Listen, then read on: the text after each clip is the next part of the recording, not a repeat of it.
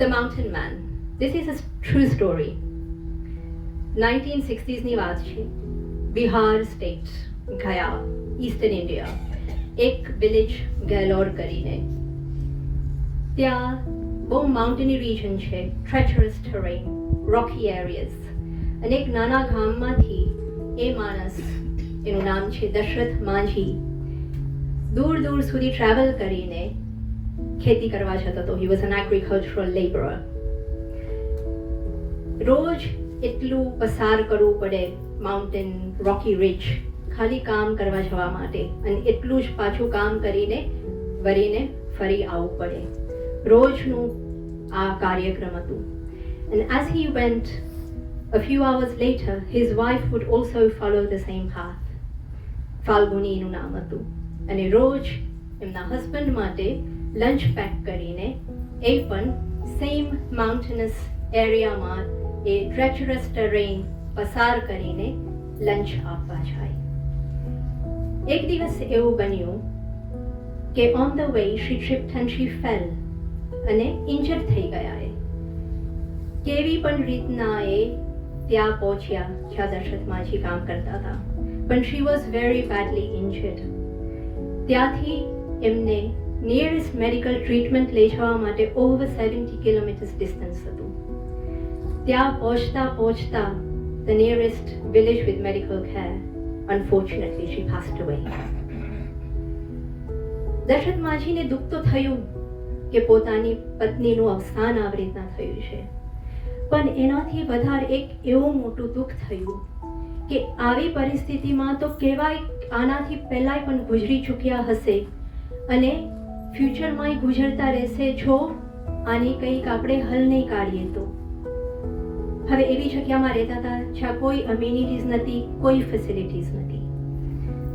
એમને એક નિશ્ચય કર્યો કે આ જે માઉન્ટેન છે, આ જે રોકી રિજ છે, એમાંથી મારે પાથ કાવ કરવો છે, રોડવે કાવ કરવો છે. This is no small feat. એક માઉન્ટેનની વચ્ચેથી રસ્તો કાઢવો કઠિન વાત છે, વિચાર જ કઠિન છે, કરવું માટે તો દૂરની વાત રહી. But single-handedly he made this decision to do it.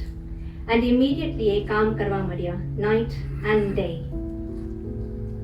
with one hammer and one chisel.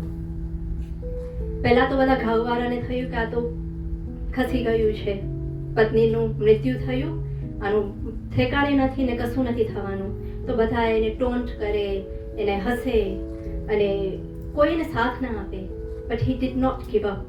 He was so determined, he was so dedicated to his cause, he was so disciplined.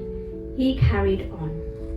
વર્ષો જવા મળ્યા, અને માણસોને એ રસ્તામાંથી થોડું દેખાવા મળ્યું કે અહીંયા તો રસ્તો થવા મળે છે, તો માણસોએ પણ એમને સાથ આપવા મળ્યા એ આ કાર્યમાં.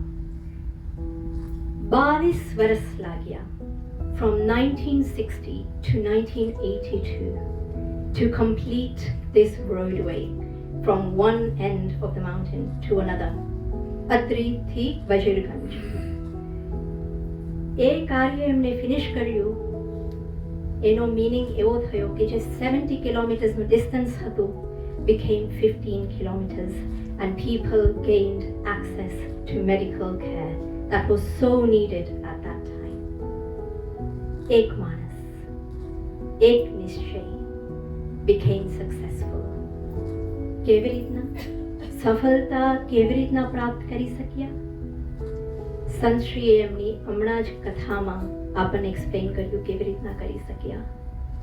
3D. D for discipline, D for determination, and D for dedication. જ્યારે પણ આપણે ડિસિપ્લિનથી, ડિટર્મિનેશનથી, ડેડિકેશનથી કોઈ કાર્ય કરવાનો નિશ્ચય કરીએ છીએ અને એનામાં લાગી રહીએ છીએ તો અસંભવ સંભવ બની જઈ શકે છે. અને એ આપણે કાયમ વિચાર કરીએ છીએ કે મટીરિયલ વર્લ્ડમાં આપણને અપ્લાય થાય છે, four our professional development, for our personal development, for progress in our careers, and we say that we must achieve, we must gain success. અને એ જ વસ્તુ જ્યારે આપણે સત્સંગમાં બેસીએ છીએ, સ્પિરિચ્યુઅલ ફિલ્ડમાં આવીએ છીએ, તો આપણે શું કરીએ છીએ? સત્સંગ બહુ કરવો છે, પણ ટાઈમ નથી મળતો. મારા બહુ કરવી છે, પણ બેસું છું ને ત્યારે જ આખા વીકનું શોપિંગ લિસ્ટ યાદ આવી જાય છે કે શું કરવાનું છે. ભજન કરવા બેસું છું ત્યારે જ મારી બેસ્ટ ફ્રેન્ડનો ફોન આવે છે, હવે એ તો લેવો જ પડે. કેટલી બધી વસ્તુ આપણી આગળ આવી જાય છે અને પછી આપણે કહીએ છીએ કે આપણે આપણા સ્પિરિચ્યુઅલ પાથમાં પ્રોગ્રેસ ના કરી શકીએ. સ્પિરિચ્યુઅલ પાથમાં પણ પ્રોગ્રેસ કરી શકીએ છીએ, સ્પિરિચ્યુઅલ સક્સેસ પણ પામી શકીએ છીએ જો આપણે આ ફોર્મ્યુલા ફોર સક્સેસ જે આપણે મટીરિયલ વર્લ્ડમાં અપ્લાય કરીએ છીએ એ આપણે સ્પિરિચ્યુઅલ ફિલ્ડમાં અપ્લાય કરીએ. અને આ બનાવેલી વાત નથી પોતાની, આ અમારા સદગુરુદેવ ભગવાન શીખવાડે છે કે જે તમે સંસારમાં કરો છો એ જ વસ્તુ તમે ભગવાન સાથે કરવામાં પાત્ર પરિવાર. Just transfer all that energy, activity, resolve, dedication, determination, discipline into this, channel it into this, and success is assured. આપણે આપણા અલ્ટિમેટ ગોલ છે, સંશ્રીએ સમજાવ્યું છે, eternal peace, eternal happiness, eternal bliss, also known as ભગવાન, પરમાત્મા, શ્રી કૃષ્ણ પ્રાપ્ત કરી શકીએ છીએ. બસ આ ટ્રાન્સફર કરી લેવાનું છે. સદગુરુદેવ ભગવાન બહુ સરસ સિમ્પલ રીતના સમજાવી લે છે, પણ આપણને સમજવામાં કઠિનાઈ થાય છે. આપણે પછી શું કહીએ છીએ કે સાચે ના આવું થઈ શકે, if I really did all of this, would it really come true? અને એના માટે પણ આપણે પાછા શ્રીમદ ભાગવત કથામાં જઈએ. એક અનોરો લાવ આપણને મળ્યો છે યુકેમાં કે બે ભાગવત કથાનું શ્રવણ કરવાનું, કથામૃત નું પાન કરવાનું મળ્યું છે આપણને સંત શ્રી લાલનજીના શ્રીમુખે. ધ્રુવ ચરિત્ર.